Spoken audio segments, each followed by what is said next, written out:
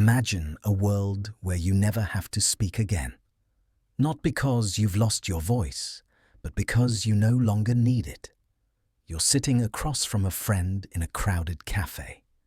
There is no noise, no clinking of spoons or humming of voices, just a profound, heavy silence. Yet, you are having the deepest conversation of your life. You aren't using words. Words are slow. They are clumsy. They get stuck in your throat. Instead, you are sharing raw concepts. You are sharing the smell of rain on hot asphalt. You are sharing the specific, bittersweet ache of a childhood memory. Your thoughts are translating directly into their mind. This is the promise of the ultimate connection. But now, imagine the shadow of that world. Imagine a world where you can no longer keep a secret, not from the government, not from your employer, not even from yourself. Every flicker of doubt, every dark impulse, and every fleeting what if is logged. It's categorized. It's turned into data before you've even fully felt it. This is the paradox of the brain-computer interface. We used to look at technology as something we carry, a tool in our pocket, a screen on our desk. But that era is ending. We are entering the era of Elon Musk's Neuralink. We are moving toward the N1 chip. It's a device smaller than a coin. It's sewn into the motor cortex by a robotic surgeon with needles thinner than a human hair. Right now, the story is about healing.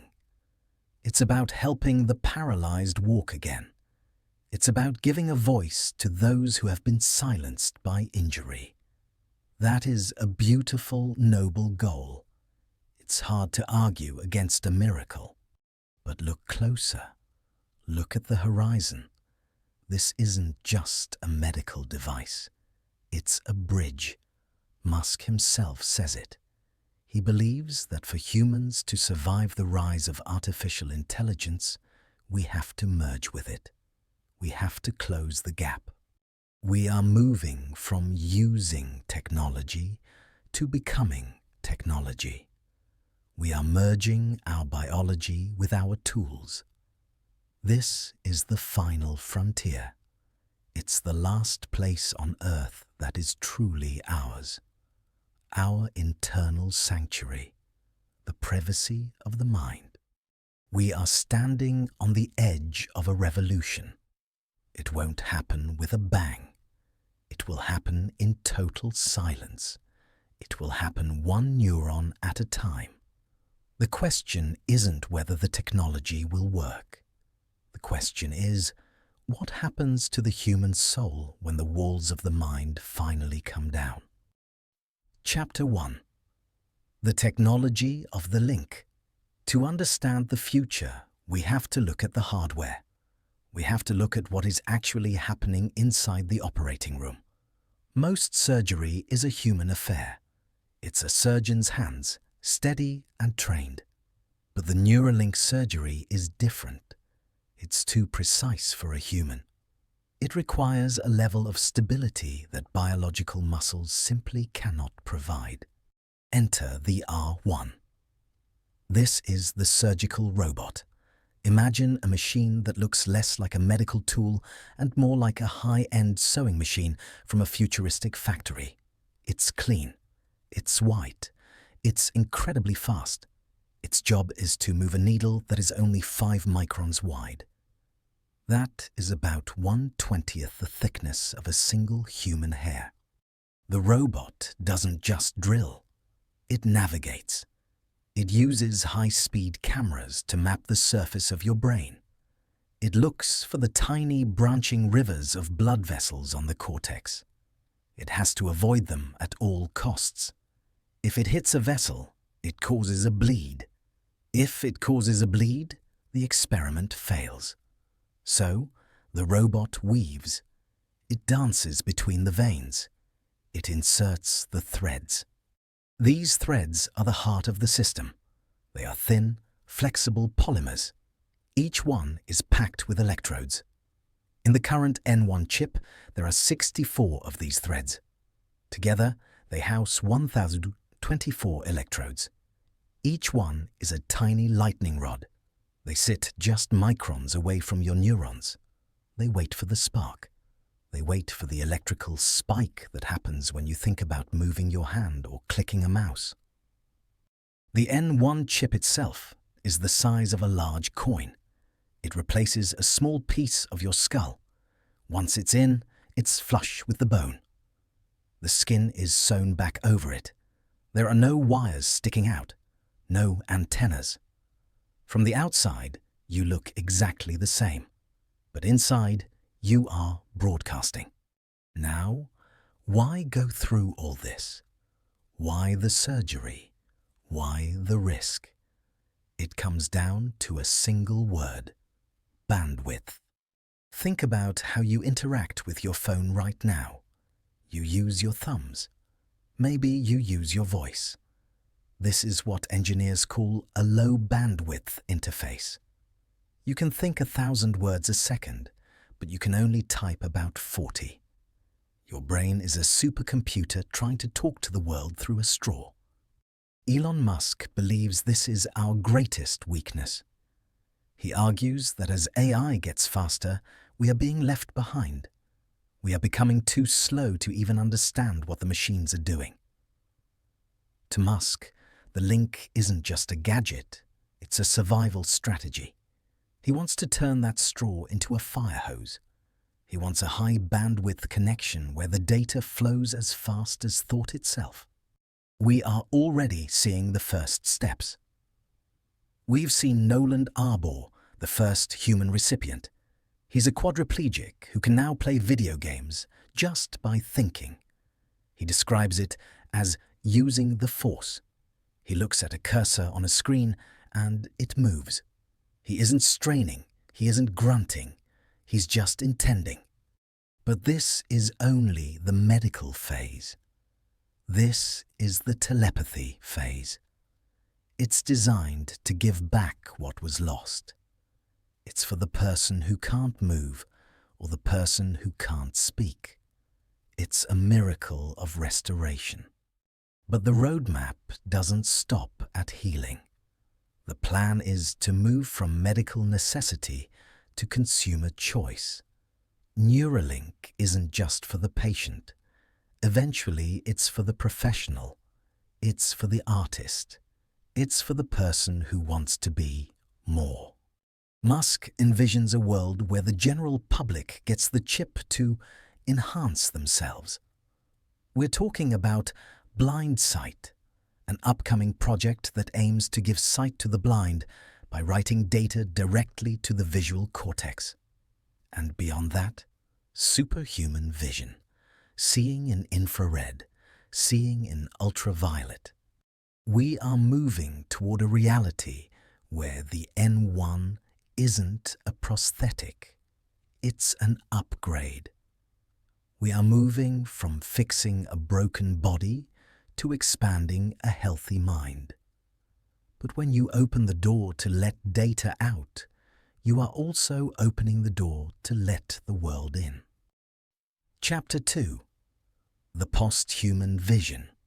To understand where Neuralink is going, we have to look past the hardware. We have to look at the philosophy driving it. This is the realm of transhumanism. It is the belief that the human condition is not a finished product. It is a work in progress. It is the idea that we can use technology to move beyond our biological limitations, to become something more than human. Elon Musk often speaks about the brain in layers. First, you have the limbic system. This is the lizard brain. It's the ancient part of you that handles hunger, fear, and reproduction. It's your survival drive. Sitting on top of that is the cortex. This is the human brain. It's where you reason. It's where you plan. It's the part of you that understands music and builds rockets. But Musk argues that we are already creating a third layer, a digital layer. Think about your phone. Think about your social media profiles and your access to the entire internet. This is your digital self. It lives in the cloud. It remembers things you've forgotten. It calculates things you can't. Right now, that layer is separated from you by your fingers and your eyes. It is external. Neuralink wants to bring it inside. They want to create a wizard hat for the brain. Imagine a digital membrane sitting directly on top of your cortex. It wouldn't feel like a foreign object. It would feel like a part of you. Just as your cortex works in harmony with your limbic system, this digital layer would work in harmony with your thoughts. This isn't just about Googling things with your mind. It's about redefining how we communicate. Musk calls language lossy. Think about that word for a moment. When you have a complex feeling or a brilliant idea, it starts as a high-resolution concept in your mind. But to share it, you have to compress it. You have to squeeze it into the narrow pipe of spoken words. Words are tiny, low-resolution packets of data. They are approximations. When I say the word love or grief, you hear the word, but you don't feel my specific version of it. You use your own definition. The original meaning is lost in translation. Neuralink promises Communication 2.0, direct conceptual transfer. Imagine if you could bypass words entirely. If you want to show someone a sunset you saw, you don't describe the colors. You transmit the actual neural firing of your visual cortex. They see what you saw. They feel the temperature of the air as you felt it. This is the posthuman dream, the end of loneliness. If we can share thoughts directly, the walls between me and you start to dissolve. We move toward a collective intelligence, a hive mind where ideas flow without friction. But this vision comes with a price. If we merge with the digital layer to keep up with AI, we aren't just gaining a tool. We are changing our nature. We are trading our isolation for power. We are trading our humanness for a seat at the table of the future. The question is, once you put on the wizard hat, can you ever take it off? Or does the digital layer eventually become the only layer that matters? Chapter 3. The Death of the Inner Monologue. Now, we have to talk about the price of admission. We've discussed the glory of the connection, but we haven't discussed the cost of the data, because that is what your thoughts become the moment they hit the chip. Data. We live in an age of surveillance capitalism. You know how this works. You talk about a pair of shoes, and 5 minutes later, your phone shows you an ad for those exact shoes. It feels like magic, but it's just math. It's algorithms tracking your clicks, your location, and your purchases. But right now, there is still a barrier. There is a wall between the world and your head. Your inner monologue, that private voice that only you can hear, is the last truly private place on Earth. Neuralink changes that. It doesn't just watch what you do. It watches what you think. When your brain is online, it is constantly generating a stream of information. This isn't just the thoughts you choose to send to a friend. It is everything. Think about the way your mind works. It's a chaotic, swirling mess of impulses. It's a subconscious stream. Before you even decide to speak, your brain has already processed 1,000 micro-emotions. It has felt a flash of anger, a surge of hunger, a flicker of bias. Normally, these pre-thoughts are fleeting. They vanish into the ether of your mind. But a brain-computer interface could capture them.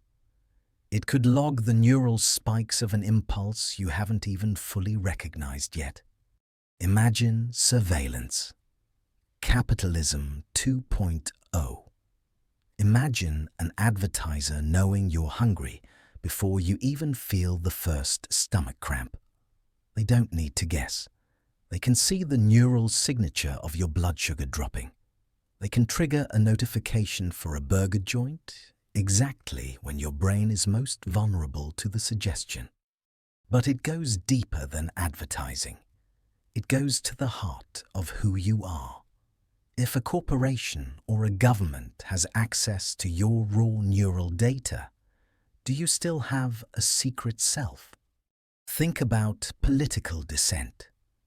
In a free society, you are allowed to think whatever you want. You can hate your boss. You can disagree with the government. As long as you don't act on it, your thoughts are your own. But what if a sensor can detect the specific neural pattern of disagreement? What if a neural spike of frustration is flagged by an algorithm? This is the privacy paradox. We are told that the data is encrypted. We are told that it belongs to us. But we've heard those promises before. We gave our locations to apps for convenience. We gave our personal histories to social media for connection. And in both cases, the data was harvested. It was sold. It was used to manipulate us. If we lose the privacy of our thoughts, we lose the ability to grow. We need that private space to be wrong. We need it to experiment with ideas that are messy or dark or just plain stupid. Without a sanctuary for the mind, we are always on stage. We are always performing for the algorithm. Can a human soul exist without a private internal sanctuary? If every thought is recorded, we might stop thinking for ourselves. We might start self-censoring our own minds. We might begin to think the way we believe the system wants us to think.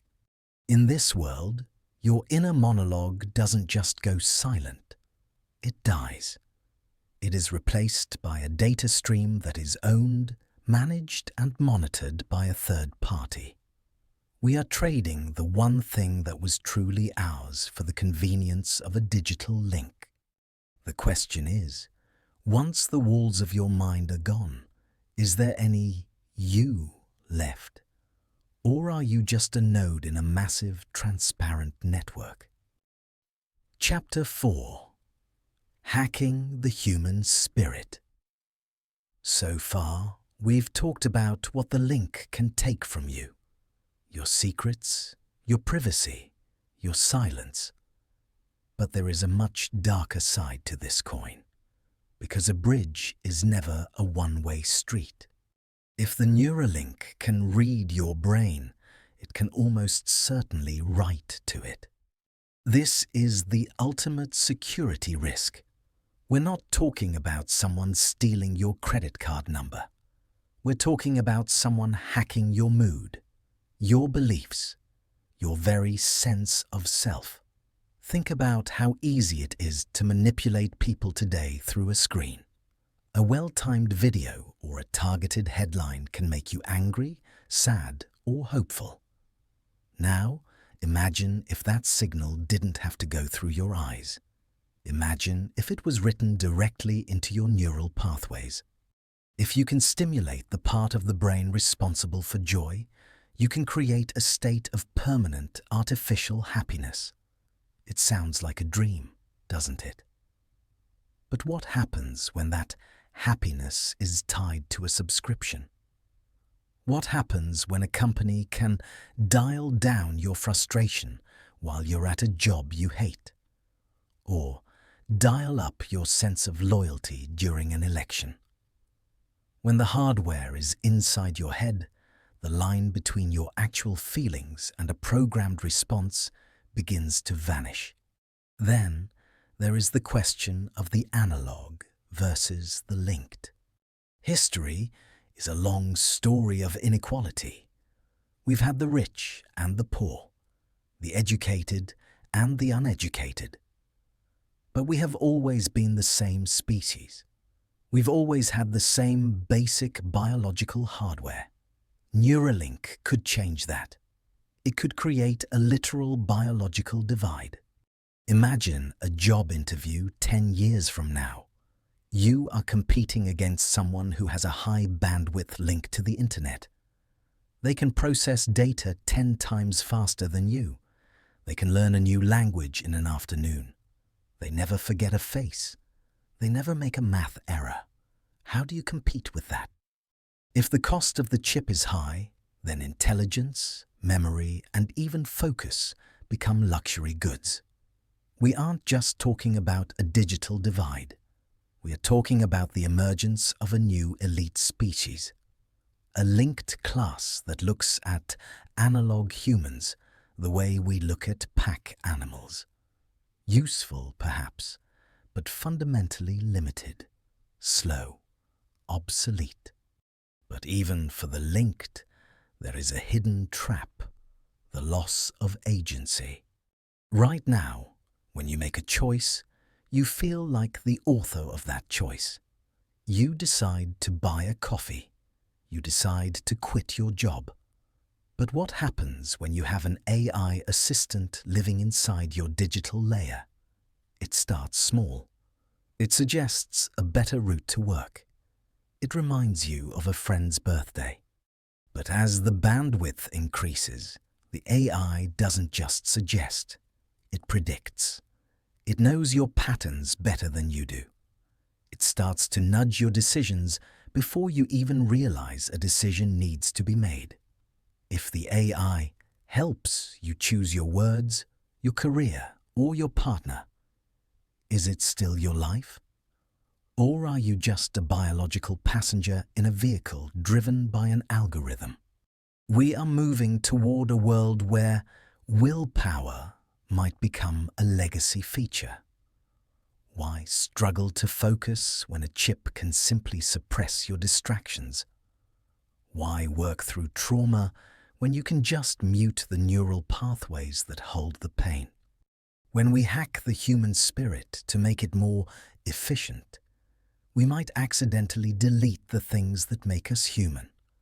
Our struggles, our mistakes, our slow, painful, beautiful growth. If we take away the friction of being human, what is left? Are we still individuals? Or have we just become high-end hardware for someone else's software? Conclusion. The point of no return. We are standing at the threshold. For thousands of years, the human experience has been defined by a very specific set of boundaries. We are born into a single body. We are locked inside a single skull. We experience the world through 5 limited senses. And eventually, we die, taking our internal worlds with us. But the door to that version of humanity is closing. Neuralink and the technologies that will follow it are not just gadgets. They aren't just the next iPhone or the next internet. They represent a fundamental shift in the history of life on Earth. We are moving from the era of tools to the era of integration. For the first time, we are inviting the machine to sit at the center of our consciousness. We are trading the biological privacy of our ancestors for the possibility of digital immortality. We are trading our analog limitations for godlike intelligence and a direct connection to the sum of all human knowledge. It is a seductive offer. Who wouldn't want to see the blind see? Who wouldn't want to cure Alzheimer's or touch the mind of a loved one across the world? The benefits are clear. They are loud. They are marketed to us with the promise of a better, more efficient future. But the costs are quiet. They are subtle.